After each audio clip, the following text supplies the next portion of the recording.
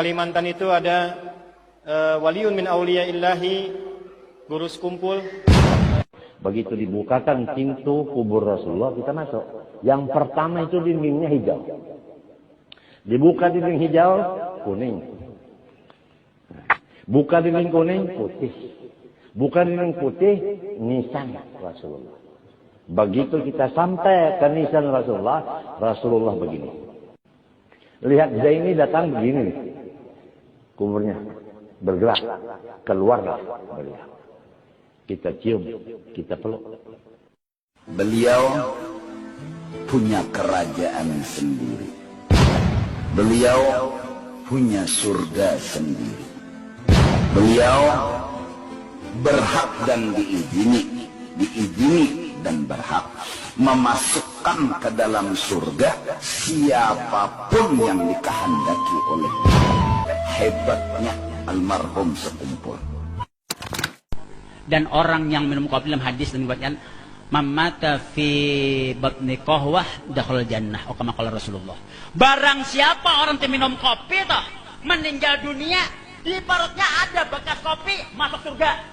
Rasulullah Shallallahu Alaihi Wasallam bersabda, barang siapa berkata atas namaku dengan sesuatu yang tidak pernah aku katakan, maka hendaklah ia menyiapkan tempat duduknya di neraka. Rasulullah Shallallahu Alaihi Wasallam juga bersabda, barang siapa berdusta atas namaku dengan sengaja, maka hendaklah ia mempersiapkan tempat duduknya di neraka. Hadis-hadis ini menunjukkan betapa besar dan berbahayanya dosa berdusta atas nama Rasulullah Shallallahu Alaihi Wasallam. Termasuk di dalamnya adalah membuat-buat hadis palsu, lalu menisbatkannya kepada beliau secara dusta, walaupun dengan niat yang dianggap baik.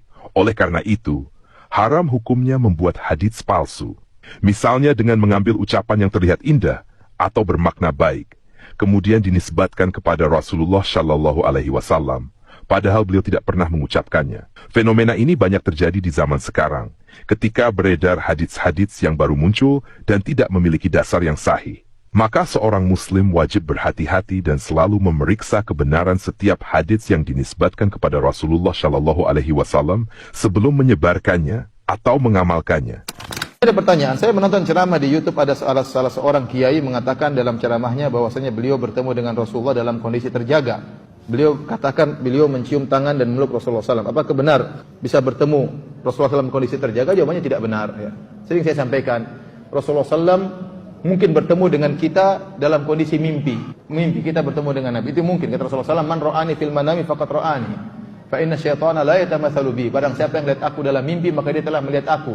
Karena syaitan tidak bisa meniruku. Mungkin kita bertemu dengan Nabi dalam mimpi. Dan Imam Nawawi mengatakan, seandainya Anda bertemu dengan Nabi dalam mimpi, sesuai dengan sifat-sifat Nabi, kemudian Nabi mengajarkan sesuatu di luar daripada syariat Nabi, maka tidak bisa diikuti. Bahkan Imam Nawawi mengatakan, seandainya malam ini seorang mimpi dengan ketemu dengan Nabi, kemudian Nabi berkata, besok 1 Ramadan, maka tidak boleh diikuti. Harus kita lihat hilal. Jangan berdasarkan mimpi tersebut. Kenapa? Yang suruh lihat hilal Nabi dalam hadis-hadisnya. Maka tidak mungkin perintah Nabi dalam mimpi berlawanan dengan perintah Nabi tatkala Nabi masih hidup. Ya. Jadi demikian ya. Itu pun kalau yang kita ketemu dalam mimpi adalah Nabi. Karena banyak, terkadang syaitan datang dalam mimpi ngaku sebagai apa? Nabi. Ternyata bukan Nabi. Dan ini saya pernah ketemu dengan orang yang mimpi dengan ketemu Nabi.